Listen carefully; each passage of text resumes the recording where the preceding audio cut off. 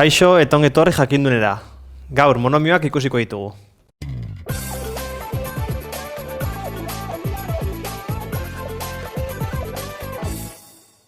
Ariketa honetan esan beharko dugu, zeintzuk diren monomioak.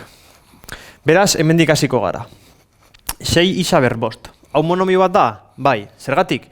Ikusten dugunez, zati literala demagun termino bakarra duelako, eta zati literalaren esponentea positiboa delako. Beraz, lehen da bizi, bai da monomio bat, eta bere koefizientea 6 da, eta zati literala esango dugu isa dala,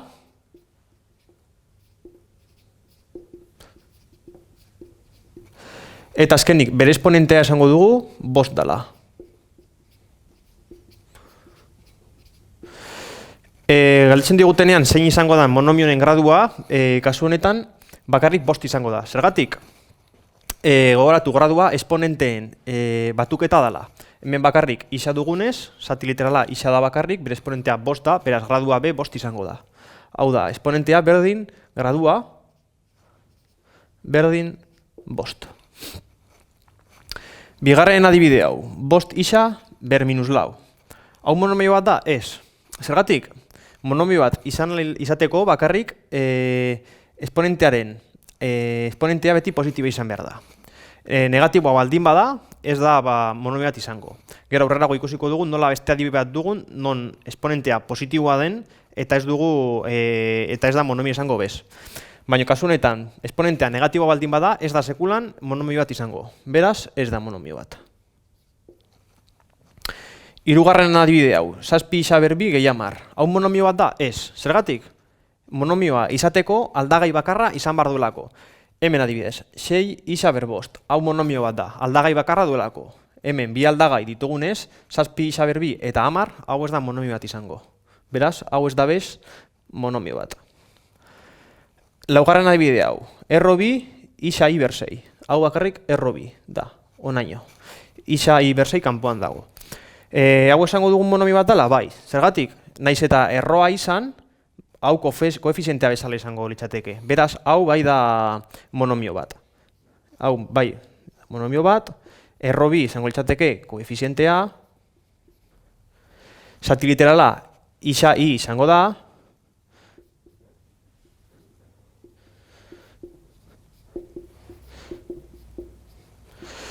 eta esponentoak zeintzuk izango diran?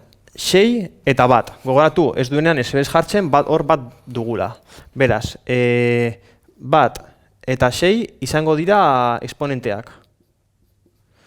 Kasu honetan gradua izango da berdin esponentea? Ez. Zergatik, hemen ikusten dugunez, bi zenbaki ditugu, bi aldi zati literal, beraz, gradua izango da bi hauen batuketa. Hau da, 7 izango da gradua. Bosgarren adibide hau.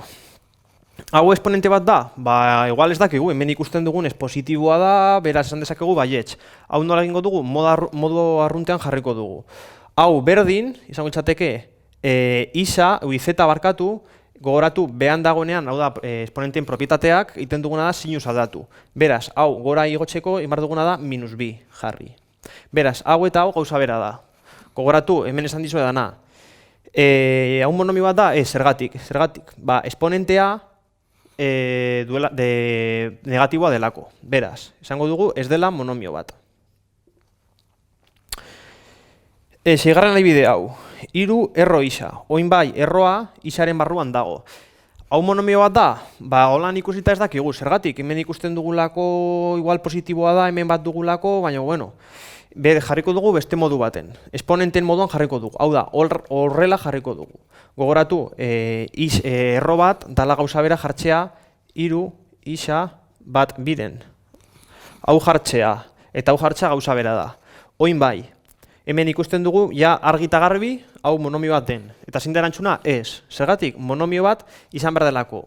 Positiboa eta zati osoa. Hau da, ezin da bat baino txikiago edo izan. Ados.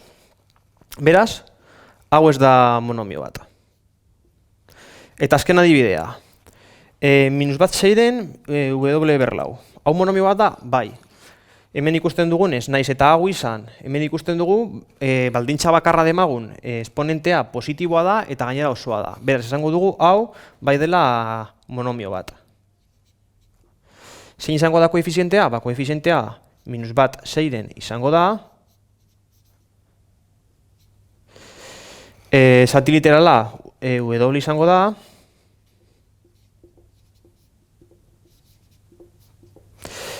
Eta azkenik, esponentea izango da berdin lau.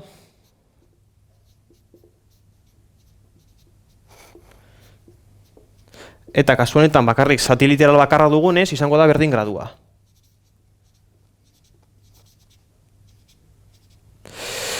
Gogoratu kanalean, hau beste bideo baten azaltzen dugula, hau dela ariketa moduko bat, eta gehiago jakin nahi baduzue, edo ez baduzue ondo ulertu, berriro ikusi bideoa edo beste bideora jo. Beraz, hau izan da dana, mi esker ikustegatik eta gogoratu, sare sozialetan eta web orrian jarraitu jakindun.